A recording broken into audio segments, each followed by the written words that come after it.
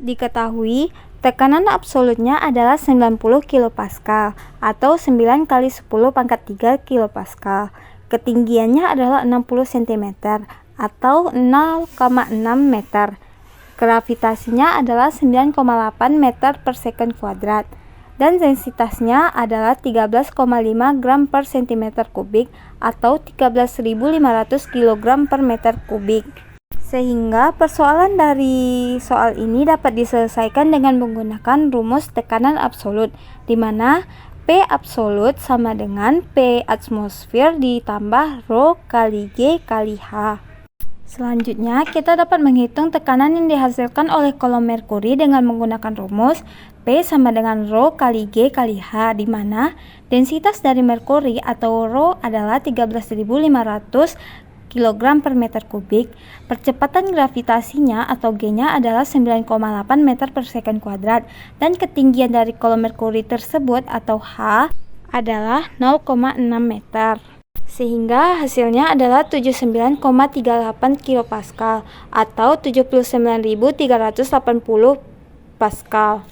Hasil dari tekanan tersebut akan kita masukkan ke rumus tekanan absolut, sehingga 90.000 Pascal sama dengan P atmosfer atau tekanan atmosfer ditambah 79.380 Pascal. Selanjutnya, hasil dari nilai tersebut akan kita masukkan ke rumus tekanan absolut, di mana rumus tekanan absolut tadi itu adalah P absolut sama dengan P atmosfer ditambah Rho kali G kali H. Nilai dari tekanan absolut tersendiri adalah 90.000 Pascal, sama dengan tekanan atmosfer ditambah Rho kali G kali H. Dengan nilai Rho GH tadi adalah 79.380 Pascal. Sehingga didapatkan tekanan atmosfernya yaitu 20.620 Pascal atau 20,62 kPa.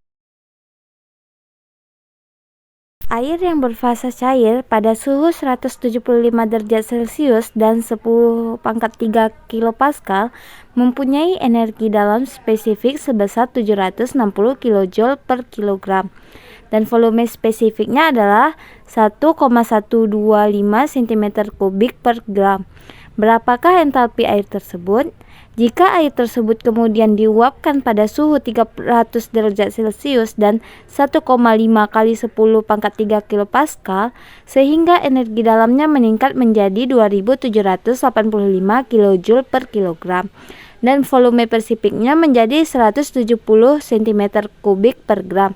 Hitunglah delta U dan delta H untuk proses tersebut.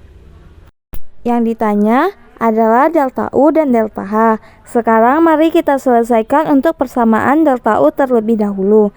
Diketahui U1 itu adalah 760 kJ per kilogram dan U2-nya adalah 2785 kJ per kilogram. Selanjutnya, nilai U1 dan U2 tersebut akan kita masukkan ke dalam rumus delta U sama dengan U2 dikurangi U1. Sehingga delta U sama dengan 2785 dikurangi 760 akan menghasilkan 2025 kJ per kilogram. Sehingga nilai akhir dari delta U adalah 2025 kJ per kilogram. Selanjutnya kita akan menyelesaikan persoalan delta H atau perubahan entalpi dengan menggunakan rumus delta H sama dengan H2 dikurangi H1. Dan untuk mengetahui nilai dari H, kita akan menggunakan rumus H sama dengan U ditambah P dikali V. Untuk langkah yang pertama, kita akan mencari tahu nilai dari H1. Diketahui T1 adalah 175 Celcius, P1 adalah 10 pangkat 3 kPa, U1 adalah 760 kJ per kilogram, V1 adalah 1,125 cm3 per gram atau 0,001125 meter kubik per kilogram.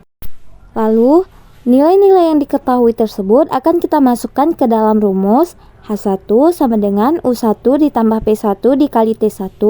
Sehingga hasil akhir dari H1 tersebut didapatkan sebesar 761,125 kJ per kilogram. Selanjutnya kita akan mencari nilai dari H2 di mana diketahui T2-nya adalah 300 derajat Celcius, P2 adalah 1,5 kali 10 pangkat 3 kilopascal, U2 adalah 2785 kJ per kilogram, dan V2-nya adalah 0,017 meter kubik per kilogram. Dengan menggunakan rumus H2 sama dengan U2 ditambah P2 dikali T2, kita akan mendapatkan nilai dari H2 adalah sebesar 3040 kJ per kilogram.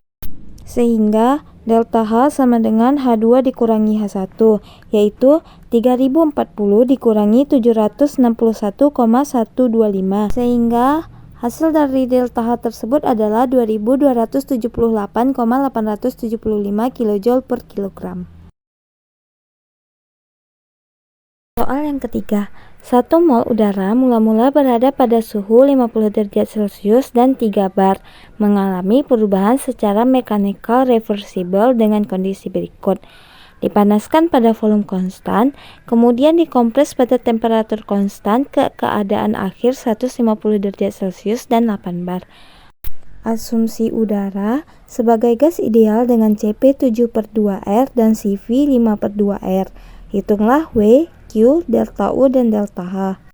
Diketahui, udara dianggap sebagai gas ideal dengan R 8,314 Joule per mol Kelvin, T1 sama dengan 50 derajat Celcius sama dengan 323 Kelvin, T2 150 derajat Celcius sama dengan 423 Kelvin, P1 3 bar, P3 8 bar, Cp 7/2R, dan Cv 5/2R.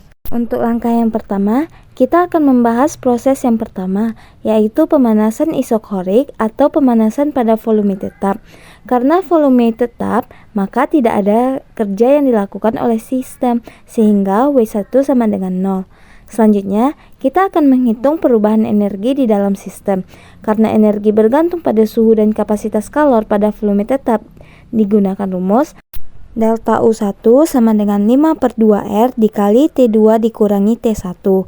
Dengan mensubstitusikan nilai yang ada, maka diperoleh delta U1 sama dengan 5/2 dikali 8,314 dikali 423 dikurangi 323. Sehingga nilai dari delta U1 didapatkan adalah 2078,5 Joule. Dikarenakan volumenya tetap, maka panas yang masuk sama dengan perubahan energi dalam, sehingga Q1 sama dengan delta U1 sama dengan 2078,5 Joule.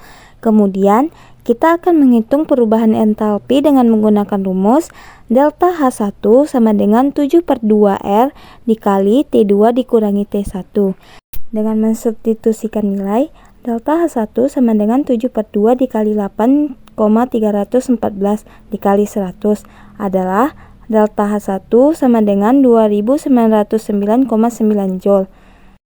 Karena proses ini berlangsung pada volume yang tetap, maka tekanan setelah pemanasan dihitung dengan persamaan P2/T2 sama dengan P1/T1.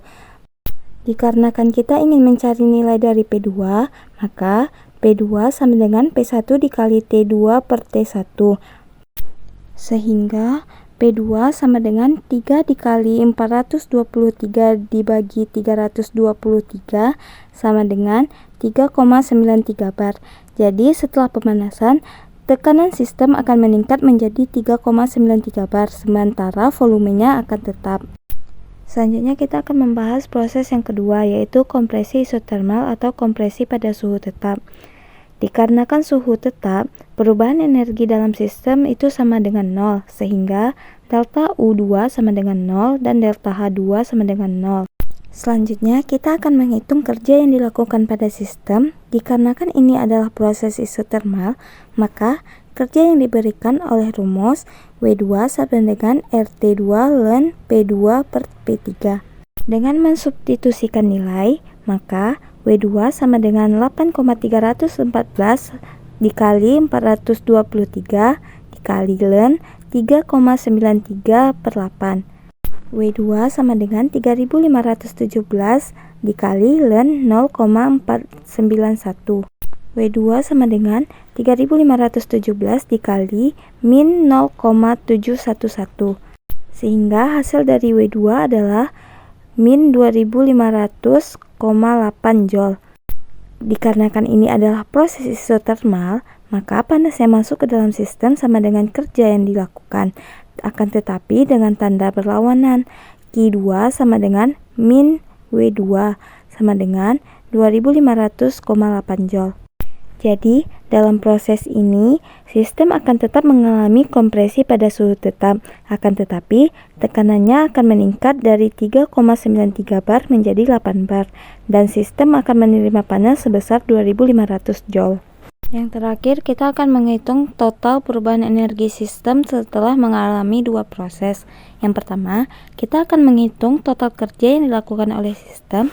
Dikarenakan pada proses pemanasan volume tidak ada kerja, maka total kerja hanya berasal dari proses kompresi isotermal, di mana W sama dengan W1 ditambah W2.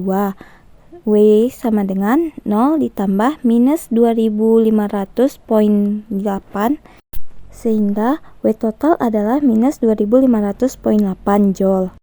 Jadi, kerja total yang dilakukan oleh sistem adalah minus 2500,8 Joule, yang berarti sistem menerima kerja sebesar 2500,8 Joule. Selanjutnya, kita akan menghitung total panas yang masuk ke dalam sistem. Ini adalah jumlah dari panas yang masuk selama pemanasan isokorik dan kompresi isotermal. Q total sama dengan Q1 ditambah Q2. Q total sama dengan 2078,5 ditambah 2500,8, sehingga Q totalnya adalah 4579,3 Joule. Jadi, panas total yang masuk ke dalam sistem adalah 4579,3 Joule. Kemudian kita akan menghitung total perubahan energi dalam sistem. Karena energi dalam hanya bergantung pada suhu, maka delta U total sama dengan delta U1 ditambah delta U2. Delta U total sama dengan 2078,5 ditambah 0. Delta U total adalah 2078,5 Joule. Jadi, total perubahan energi dalam sistem adalah 2078,5 Joule. Yang terakhir, kita akan menghitung total perubahan entalpi sistem. Dikarenakan entalpi hanya bergantung pada suhu, maka delta H total sama dengan delta H1 ditambah delta H2. Delta H total sama dengan 2909,9 ditambah 0, sehingga delta H total sama dengan 2909,9 Joule. Jadi, total perubahan entalpi sistem adalah 2909,9 Joule. Dengan demikian, kita telah memperoleh total perubahan energi dalam, kerja, panas, dan entalpi di dalam sistem.